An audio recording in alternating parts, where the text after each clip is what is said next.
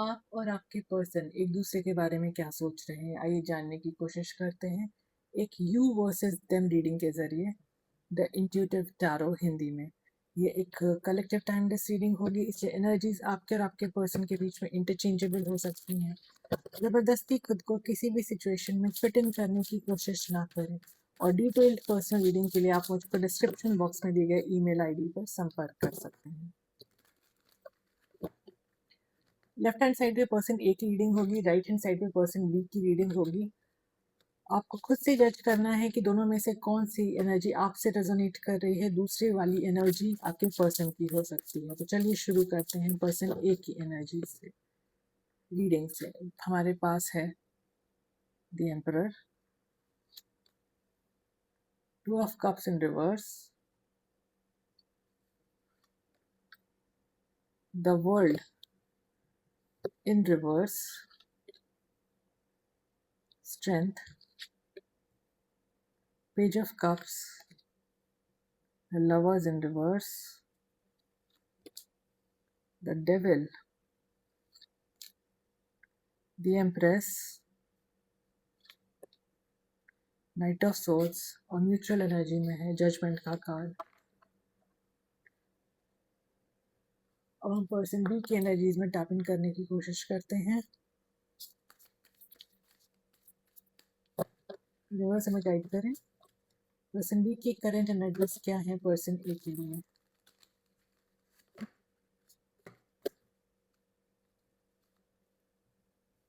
हमारे पास है थ्री ऑफ पेंटिकल्स,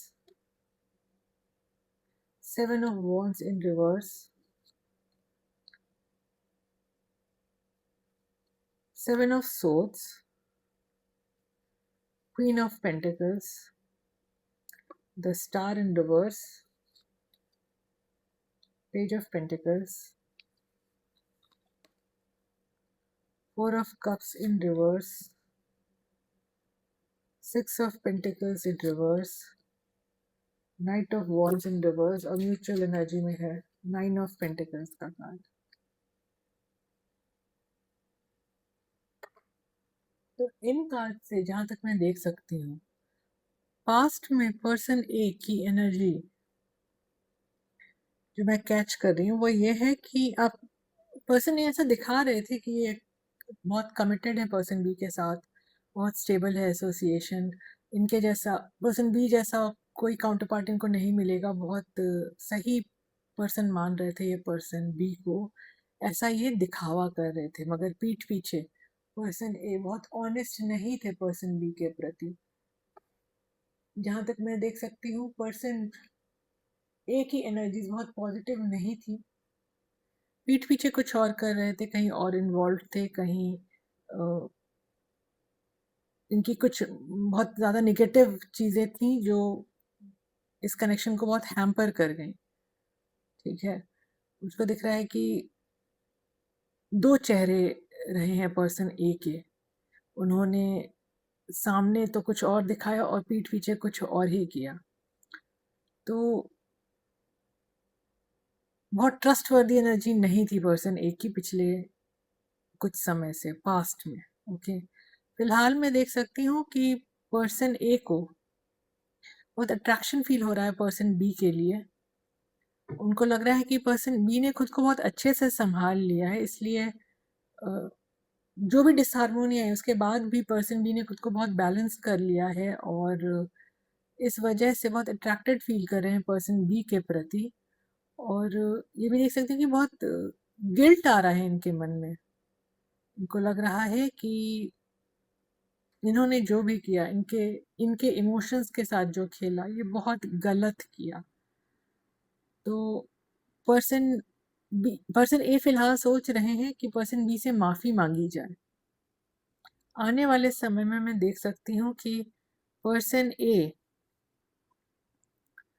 कुछ कम्युनिकेट करना चाहेंगे पर्सन बी से, उनके उनसे एक्सप्रेस करना चाहेंगे, उनसे माफी मांगना चाहेंगे और उनको क्लैरिटी देना चाहेंगे कि जिस वजह से भी ये कनेक्शन एंड की तरफ बढ़ा, उसमें इनकी गलती थी और ये अपनी रियलाइजेशन, ये अपनी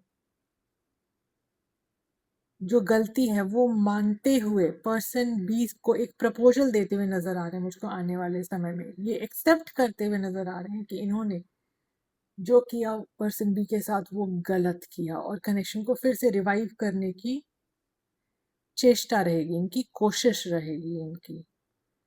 ओके। और जहां तक पर्सन बी की एनर्जीज का सवाल है, मैं देख सकती हूँ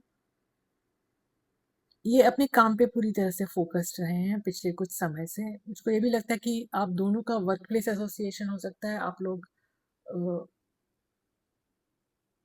किसी काम के सिलसिले में मिले हों, इसकी संभावना है। बहुत नेगेटिव सोच रहे हैं पिछले कुछ समय से पर्सन बी। और मैं ये भी देख सकती हूँ कि उनका जो पर्सोना है, उनकी जो पर्सनैलिटी है, वो सामने से तो बड़ी कॉन्फिडेंट नजर आ रही है, लेकिन मन में इनके बहुत ज्यादा दुख है।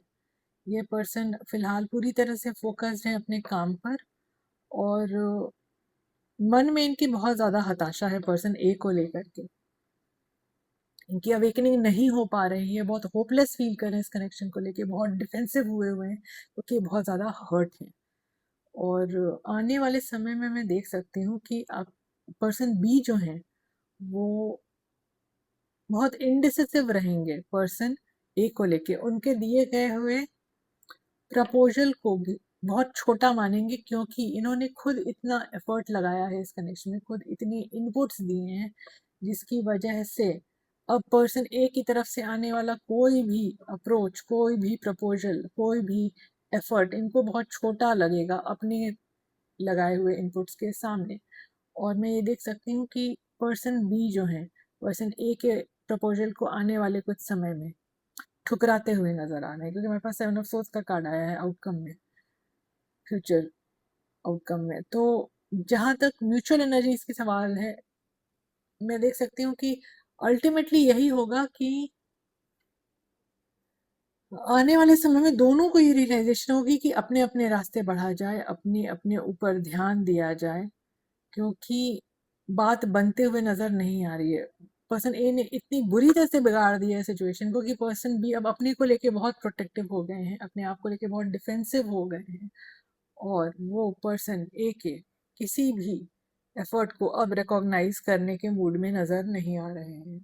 जब हम यूनिवर्स की तरफ से गाइडेंस ले लेते हैं हमारे व्यूअर के लिए,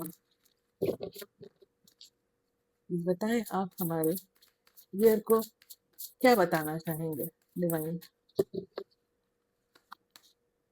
हमारे पास है embrace light and sound, open to divine guidance, pay attention to divine science during meditation, lord Shiva is bestowing his blessings upon you in the form of sacred sounds and the illuminating light of wisdom। तो आपके लिए यही guidance आ रही है कि आप ध्यान करें, अपने चित्त को स्थिर करें, अपने मन को स्थिर करें, जो हुआ जैसे हुआ मान लें वो होना था, और प्रयास रखें कि ऐसी चीजें दोबारा आपके साथ घटित ना हो। इसके लिए आपको अपने मन को स्थिर करना बहुत जरूरी है, और इसके लिए डिवाइन आपको गाइड कर रहे हैं कि आप मेडिटेशन पर बैठा करें, ध्यान किया करें। तो ये थी आपकी आज की रीडिंग।